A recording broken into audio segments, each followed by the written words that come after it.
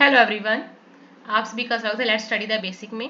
तो चलिए करते हैं क्लास 7th मैथ। चैप्टर है आपका सिंपल इक्वेशन। काफी इजी एक्सरसाइज है और शायद ये पूरी मैथ में सबसे सिंपल एक्सरसाइज है तो पूरा मैथ इजी, बट फिर भी ये सबसे सिंपल है। आप इसको वर्बली भी कर सकते हैं, एक मेंटल मैथ होता है ना, उसके हिसाब से भी आप इसको कर सकते हैं। तो चलिए शुरू करते हैं। उससे पहले मैं आपसे रिक्वेस्ट करना चाहूंगी, अगर आपको हमारी वीडियोस अच्छी लगती है, कहीं भी आपके लिए हेल्पफुल है, तो प्लीज हमें सब्सक्राइब करें।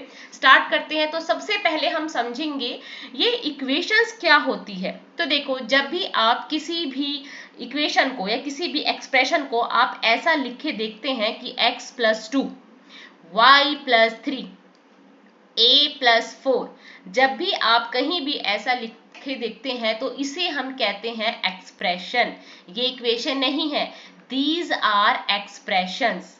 पर जब हम इनको ऐसे लिख देते हैं x+2 = 5, y+3 = 7 या a+4 = 8, तब बेटा ये बन जाता है हमारा इक्वेशन। क्या बन जाती है ये हमारी इक्वेशन। अब इक्वेशन क्यों बनी?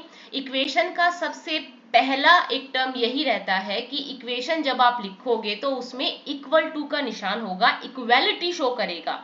अब देखो, जब हमने a+4 = 8 लिखा तो ये हमारा होता है LHS, जिसको हम बोलते हैं लेफ्ट हैंड साइड, ये लेफ्ट साइड में रहता है।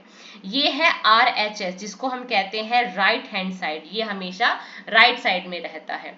तो देखो, हमेशा नहीं, मतलब जैसे अब इक्वेशन लिखी है तो अब ये ऐसे ही रहेगा। अब यहाँ आपने देखा ये == का निशान, ठीक है, इसे ही कहते हैं इक्वेशन और इसी से बनती है इक्वेशन। तो हमें प्रूव करना होता है कि a+4 = 8।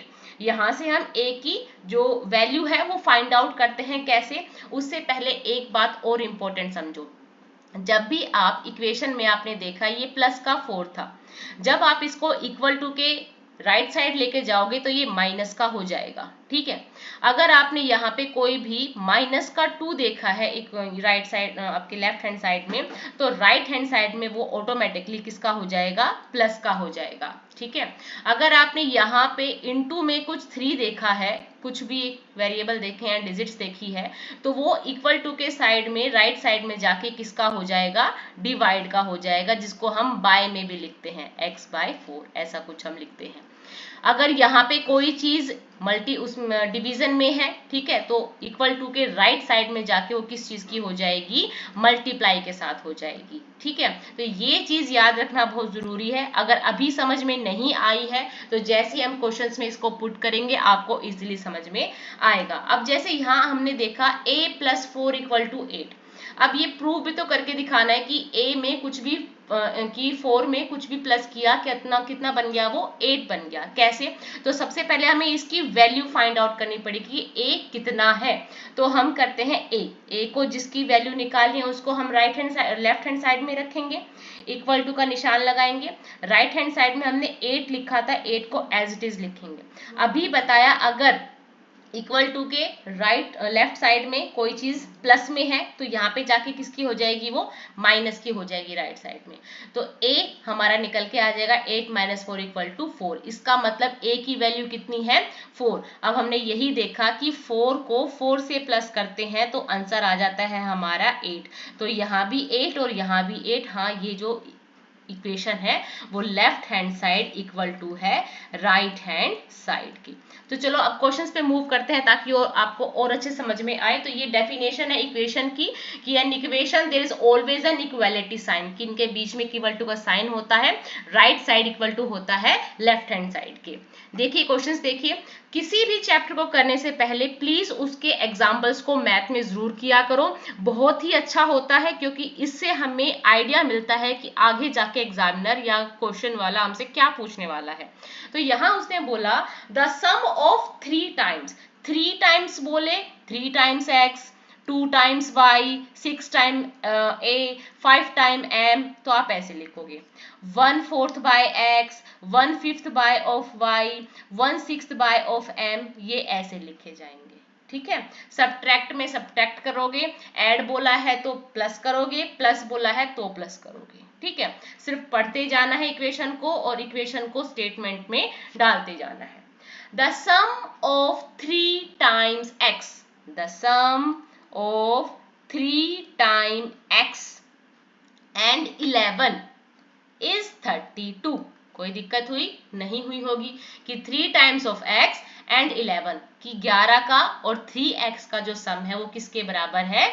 32 के इक्वल है। इसका मतलब ये इक्वल टू के साइड में रहेगा। ठीक है, नेक्स्ट देखो, इफ यू सब्ट्रैक्ट 5, अगर आप सब्ट्रैक्ट करते हो 5 को from 6 times a number, from 6 times a number, you get 7।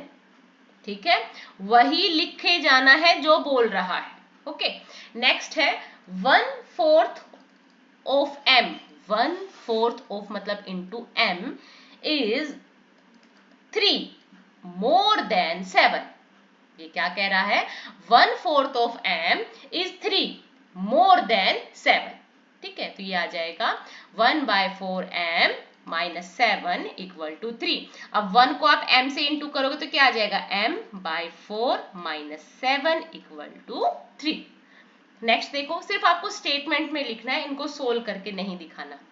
1/3 of a number, 1/3 of a number, number कुछ भी मान लेते हैं, +5 इज 8। है ना सिंपल, कि किसी भी नंबर का 1/3 उसमें आप 5 प्लस करोगे, किसके बराबर है? 8 के बराबर है। ठीक है, नेक्स्ट है राजूज फादर्स, क्या कह रहा है? Raju's father is 5 years more than 3 times Raju's age and Raju's father is 44 years old। तो यहाँ हमें उसने राजू के बारे में बताया यही गया है कि राजू इतना बड़ा है, इतना बड़ा है, पर उसकी एग्जैक्ट एज नहीं बताई गई है। तो क्या हम यहाँ पे मान ले, एज्यूम कर ले कि let Raju's age equal to m। Okay, अब ये कह रहा है कि जो राजू के फादर है वो कितने साल के हैं? वो 44 years old है। तो Raju's father's age equal to 44।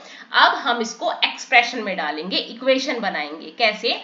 Raju's father age is 5 years more than, अब हमें ये तो पता है कि राजू के फादर की आयु कितनी है? 44 है। एज कितनी है? 44 है। 3 टाइम्स राजूज आइज, राजू की जो एज है उसका 3 टाइम, और फिर क्या कह रहा है? More than 5 years, more then 5 years मतलब राजू की आयु का 3 गुना, उसमें 5 साल और जोड़ दोगे तब उसके पिता की आयु के बराबर हो जाएगा, पिता की एज के बराबर हो जाएगा, फादर की एज के। क्या कहा है? 3 times of Raju's age is 5 years more than his father's age. ठीक है, इसको इस एक्सप्रेशन में इसको हमें रखना है। ठीक है, नेक्स्ट है Our shopkeeper sell mangoes in 2 types of boxes, one small and one large। एक शॉपकीपर है जो मैंगोज बेच रहा है, एक लार्ज बॉक्स है और दूसरा कैसा है? स्मॉल बॉक्स है। ठीक है, A large box contain as many as 8 small boxes plus 4 loose mangoes। अब देखो, इस लार्ज बॉक्स में कितनी है? उतनी ही है जितनी की स्मॉल बॉक्स में है, और 4 लूज हैं, और 4 लूज है। समझ में आ गया? ये S का मतलब स्मॉल है। ठीक है, और अगर मैंगोज रखे तो हम इसको M मान सकते हैं कि इसमें M मैंगोज है, और इसने कहा है large box is given to the number of mangoes in a large box is given to 100। कि जो लार्ज बॉक्स है इसमें कितने मैंगोज हैं? 100 मैंगोज हैं। तो स्मॉल बॉक्स का बता रहा है कि छोटे बॉक्स में उतने ही आम हैं जितना कि एक large box contain as many as small box 8 small box plus 8 loose mangoes. ये हमारी इक्वेशन बन जाएगी। हम मैंगोज को मान लेते हैं m, so 8m plus 4 equal to 100. So you can get the number of mangoes in a small box by solving the equations. अब आ जाते हैं क्वेश्चन आंसर्स पे। So complete the last column of the table. So x plus 3 equal to 0. अब देखो x equal to 3, क्या ये सही है? बिल्कुल सही है, क्योंकि जब आप x प्लस 3 इक्वल टू 0 करते हैं, अब देखते हैं क्या सही है गलत है। x को अगर हम यहीं रखते हैं, 3 को राइट साइड ले जाते हैं, ये प्लस का साइन कैरी कर रहा है, यहाँ पे जाएगा तो ये माइनस का साइन कैरी करेगा। तो क्या ये इक्वेशन ठीक है? नहीं, ये इक्वेशन बिल्कुल गलत है, क्योंकि जो x की वैल्यू है वो 3 नहीं है। x की वैल्यू क्या है बच्चा? x की वैल्यू माइनस में है। ठीक है, x की वैल्यू हमारी किस में है? माइनस में है। So it is no. x plus 3 equal to 0, x 0 है? नहीं। क्यों? क्योंकि यहाँ देखा x कितनी है? माइनस का 3। x plus 3 equal to 0, yes ये सही है कि x हमारा माइनस 3 ही निकल के आया। कंफ्यूज नहीं होना, ये क्वेश्चन दे रखा है x प्लस 3 इक्वल टू 0, तो x जब यहाँ रखेंगे 3 को राइट हैंड साइड लेके जाएंगे तो वो माइनस का ही आएगा, ना वो 0 रहेगा ना ये 3 रहेगा, ये रहेगा माइनस का 3। ओके, नेक्स्ट है x माइनस 7 इक्वल टू 1। अगर x माइनस 7 इक्वल टू 1 है तो x को हम यहाँ रखेंगे, इक्वल टू का निशान लगाएंगे, राइट हैंड साइड में 1 देखा, यहाँ ये माइनस का 7 था, इधर जाके किसका हो जाएगा? प्लस का 7 हो जाएगा, और 1 प्लस 7 कितना होता है? 8। तो x की वैल्यू कितनी आई? 8। तो क्या हमारी x की वैल्यू 8 है? नहीं, नो। ऐसे ही कह रहा है x minus 7 equal to 1, x की वैल्यू 8 है? हाँ, x की वैल्यू 8 है। 5x इक्वल टू 25, अब हम देख लेते हैं। जब हम 5x इक्वल टू 25 करते हैं बच्चा, तो जब हम x निकालेंगे ना, अब यहाँ पे ये इंटू के साथ है, जब ये राइट हैंड साइड में जाएगा तो ये इसके डिवाइड में चला जाएगा। अभी बताया था ना पीछे कि अगर कोई चीज लेफ्ट हैंड साइड में इंटू में है तो राइट हैंड साइड में जाके वो डिवाइड में चली जाएगी। सो 5 1 जा 5, 5 5 जा 25, तो x की वैल्यू कितनी आएगी हमारी? 5। तो ये नीचे वाले एक्सप्रेशन ठीक है, ऊपर वाली गलत है, और ये तो ऑटोमेटिकली गलत हो ही जाएगी। Okay, m by 3 equal to 2। अगर हमारे पास m बाय 3 इक्वल टू 2 है तो कोई भी एक्सप्रेशन अगर यहाँ पे किस में है? डिवाइड में है, तो यहाँ जाकर ऑटोमेटिकली वो किस में चला जाएगा? मल्टीप्लीकेशन में। तो m equal to 2 into 3 and m equal to क्या आंसर आ गया? 6। तो इसकी क्या हो जाएगा? ये -6 आएगा? नहीं, -6 तो नहीं आएगा। अगर m बाय 3 इक्वल टू 2 है तो m 0 आ जाएगा? नहीं, ये भी नहीं होगा। अब यहाँ पे दे रखा है m by 3 equal to 2 equal to 0, तो ये भी नहीं है। हाँ, ये इक्वेशन ठीक है। क्यों?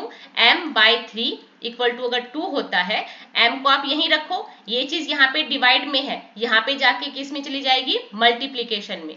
ये m की वैल्यू क्या आ जाएगी हमारे पास? 6। तो ये वाला एक्सप्रेशन हमारा ठीक है। नेक्स्ट देखिए, अब यहाँ पे आपको इक्वेशन को सोल्व करके दिखाना है कि अगर इसने बोला है n प्लस 5 इक्वल टू 19 है, ठीक है, और अगर वो यहाँ आपको बोल दे कि आप n को 1 लिखो, n को 2 लिखो, तो हम कैसे निकालेंगे?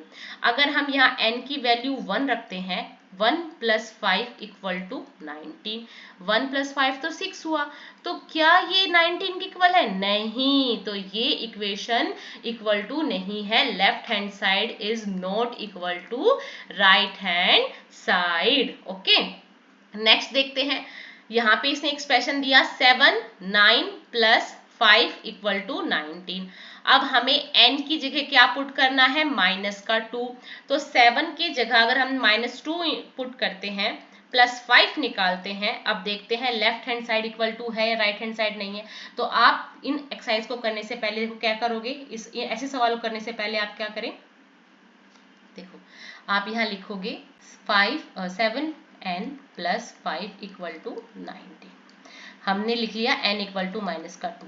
अब पहले हम लेफ्ट हैंड साइड देखेंगे कितना आया। तो लेफ्ट हैंड साइड हमारा ये है, 7 में हमने -2 पुट कर दिया, प्लस का 5 किया, 7 को 2 से इंटू करेंगे तो 14 आ जाएगा, प्लस का 5, आंसर ही कितना आ जाएगा हमारे पास? ये देखो, 14 में से आप 5 माइनस करोगे, कितना आंसर आया? 9। कितना आंसर आया हमारे पास? 9। अब देखो ये 9 आ रहा है और माइनस का 9 है, और यहाँ पे हमारे राइट हैंड साइड में क्या है 19, तो क्या ये इक्वल है? नहीं, ये इक्वल नहीं है। तो ये भी जो हमारी इक्वेशन है वो सेटिस्फाई नहीं है, they are not equal. So left hand side is not equal to right hand side. Basically क्या करना है, जो इसका आंसर है और इसका आंसर है ये मैच करने चाहिए, तब तो ये इक्वल टू है, तब तो इक्वेशन सेटिस्फाइड है, अगर नहीं है तो नहीं है। ठीक है, नेक्स्ट देखिए क्या है, 7n प्लस 5 इक्वल टू 19 है, जिसमें n को पहले -2 बोला था, अब सिर्फ 2 लिख के दिखाना। तो पहले हम लेफ्ट हैंड साइड देखेंगे, 7 को 2 से मल्टीप्लाई करेंगे, सॉरी, ठीक है, और प्लस का 5 कितना आता है 14 प्लस 5। अब ये 90 निकल गया, तो हाँ हमारा जो लेफ्ट हैंड साइड है वो राइट हैंड साइड के इक्वल है। ठीक है, तो yes it is satisfied. Next देखिए 4p माइनस 3 कि 4 टाइम्स p में से 3 माइनस करते हो 13 आता है, और अगर p 1 है तो क्या ये सही है? तो देखते हैं, 4 में p की जगह हम 1 लिखते हैं, माइनस का 3 इक्वल टू 30। अब हमने लेफ्ट हैंड साइड भी देखेंगे और अपना राइट हैंड साइड भी देखेंगे, तो ये तो आ जाएगा 4 माइनस 3 1, और ये तो 13 है, तो क्या ये इक्वल टू है? नहीं, ये इक्वल टू नहीं है, तो हम लिखेंगे left hand side is not equal to right hand side. Okay, यहाँ पे देख लीजिए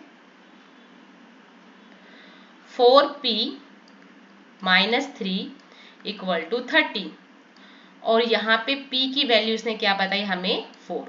अब हम लिखेंगे put p equal to minus का 4 इन लेफ्ट हैंड साइड, लिखते हैं इसको 4 इंटू -4 माइनस का 3, सोल्व करेंगे, माइनस का 16 माइनस का 3 दैट्स बिकम माइनस का 19। तो देखो ये माइनस का 19 है और राइट हैंड साइड में हमारा क्या है 13 है, तो क्या ये इक्वल टू है? नहीं, ये इसके इक्वल टू नहीं है। सो थस पूरा लिखेंगे इसमें हम, thus p equal to -4 is not the solution. ठीक है, नेक्स्ट क्वेश्चन देखिए,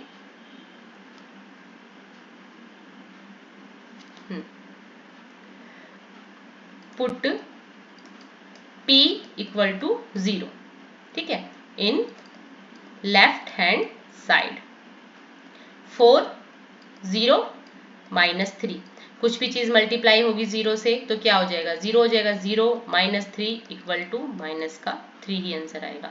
तो आपने देखा हमारा जो लेफ्ट हैंड साइड है वो क्या आया है, हमारा -3 आया है, राइट हैंड साइड हमारा क्या है 13 है, तो क्या ये दोनों इक्वल है? नहीं, लेफ्ट हैंड साइड हमारा राइट हैंड साइड के इक्वल नहीं है, क्योंकि लेफ्ट हैंड तो हमारा -3 आया है और ये हमारा 13 आया है। सो हम लिखेंगे thus p equal to 0 is not the solution. Next है सोल्व द फॉलोइंग इक्वेशंस, है ना, by trial and error method. अब इसको हमें सोल्व करके दिखाना है। ठीक है, कैसे सोल्व करके दिखाना है, तो p को अगर मैं 1 पुट करूं तो 5 इंटू 1 प्लस 2 कितना आ जाएगा 17 आएगा। सो 5 प्लस 2 कितना हुआ ये मेरे पास 7, क्या ये 17 है? नहीं है। अगर मैं p को क्या पुट करूं 2 पुट करूं तो ये क्या आता है, तो 5 2 plus 2 equal to 17, 5 two 10 plus 2 equal to 17, 12 equal to, क्या ये इक्वल है? नहीं है। अगर मैं p को पुट करती हूँ 3 तो क्या मेरा आंसर निकल के आता है, तो 5 into 3 plus 2 15 plus 2 equal to 17। हाँ, यहाँ पे right hand side equal to है लेफ्ट हैंड साइड के। यहाँ पे ट्राई एंड एरर मेथड है, आपको p को कुछ कुछ पुट करके देखना है, जो चीज सही से हो जाए, जो जैसे p की वैल्यू अपने 1 रखी, p की वैल्यू अपने 2 रखी, p की वैल्यू अपने 3 रखी, जो इक्वल टू के साथ आ जाए वो इक्वेशन सही है, अदरवाइज और सब गलत है। तो हमने यहाँ देखा कि P को जब हम क्या पुट करेंगे, 3 पुट करेंगे, तभी क्या आ जाएगा, 17 इक्वल टू के आ जाएगा। अब नेक्स्ट है 3m माइनस 14 कि 3 टाइम्स m में क्या माइनस करें कि 4 आ जाए। ठीक है, तो हम इसको रख के देखते हैं। फिर से हम देखेंगे कि अगर मैं पुट m इक्वल टू 1, ठीक है, अब ये ज़्यादा भी हो सकता है, आप इसको बार बार करके देख सकते हो, या अपना थोड़ा सा सिक्स सेंस लगा के आप देख सकते हो कि क्या मैं इसको 5 पुट करके देखूं। तो देखो 3 5 माइनस 14, ठीक है, 15 माइनस 14, ये तो 1 आता है जो इक्वल टू 4 के नहीं है। और अगर मैं पुट करती हूँ m इक्वल टू 6, तो देखती हूँ 3 6 माइनस 14, ये आ जाएगा 18 माइनस का 14। हाँ, यहाँ पे जो इक्वेशन है वो सेटिस्फाई हो रही है, ये इक्वल टू 4 के आ रहा है। तो इसलिए मैं अब क्या करूँगी, put 5 equal m equal to 6 is satisfied the equation.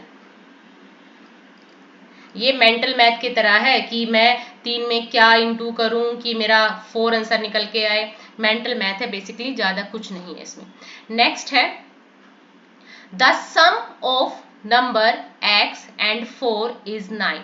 The sum of number x and 4, the sum of number plus 4 is 9। सिर्फ ये इक्वेशन लिखनी है।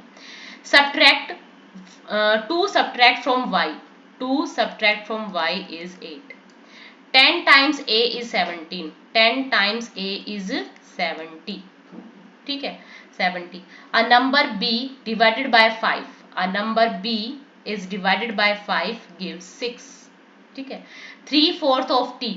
3/4 of t is 15. 7 times n.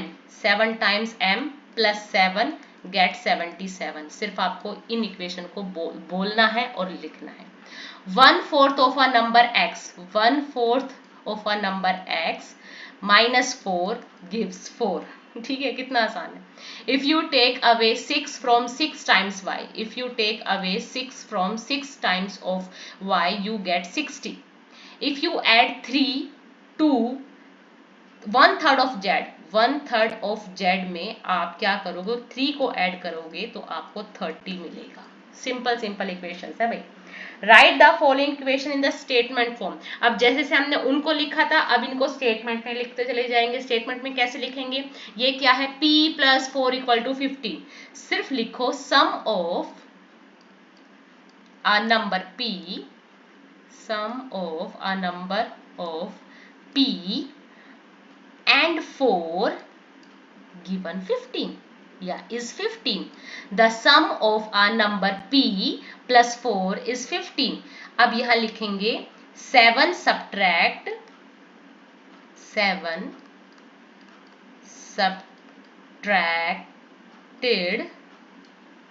from m, you get 3, you get 3, है ना, simple. लिखेंगे 2 times m is 7, 3, ठीक है, m divided ये m by 5 है बेटा, m डिवाइडेड by 5 gives 3। जैसे पढ़ते जाते हैं वैसे लिखते जाते हैं। अब हम यहाँ पे लिखेंगे 3 of 5th times m is 6। Okay, यहाँ पे नेक्स्ट लिखेंगे 4 added to 3 times p is 25, है ना। 2 subtracted from 4 times p is 18, है ना। नेक्स्ट लिखेंगे 2 added to half of p is 8। ये आप अपने ना क्लास में क्या कर सकते हो, अपने दोस्तों के साथ ऐसा गेम भी खेल सकते हो कि 2 added to half of p is 8। बताओ कैसे लिखेंगे इसको, तो आप ऐसे गेम्स भी खेल सकते हो। नेक्स्ट देखो, set up an equation the following case. अब कुछ केसेस दे रखे हैं जिसमें आपको इसको रखना है। So Irfan says that he has 7 marbles, more than 5 times the marbles Parmit has. Irfan has 37 marbles, तो इसका मतलब है 37 मार्बल्स तो हैं ही, ठीक है। Take m to be the number of Parmeet marble, कि हमने मार्बल की जगह या उस इक्वेशन में वेरिएबल्स की जगह m रखना है।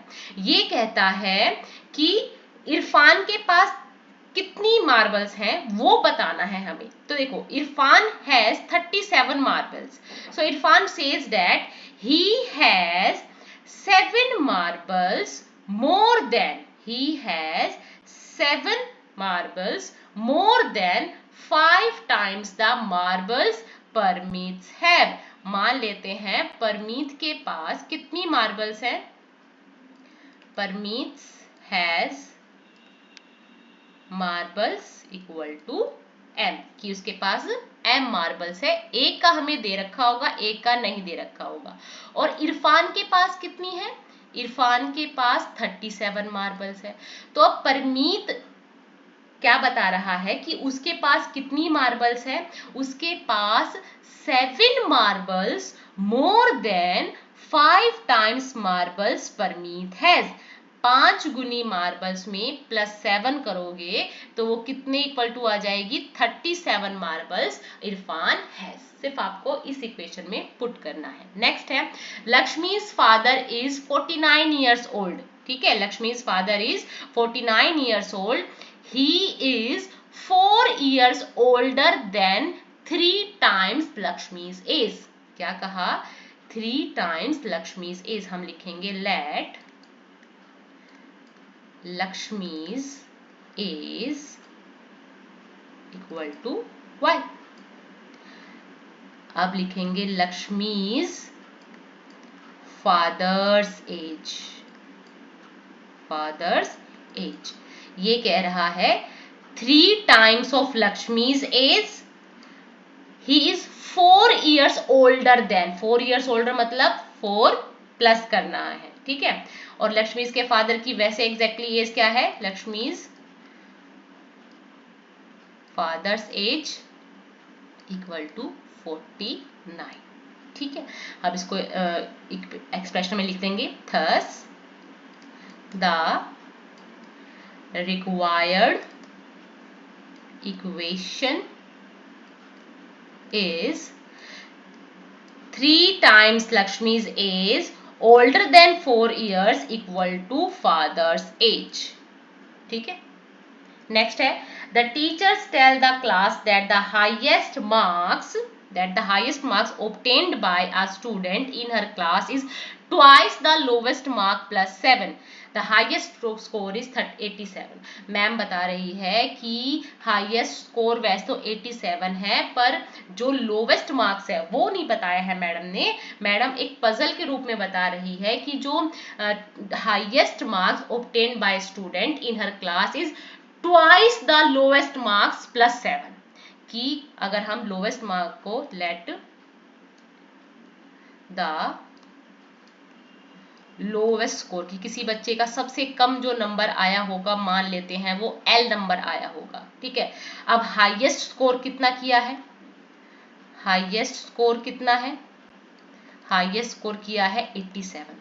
अब इक्वेशन क्या बनेगी, इक्वेशन ये कह रहा है कि जो twice the lowest marks plus 7 is the highest marks, ये इक्वेशन है।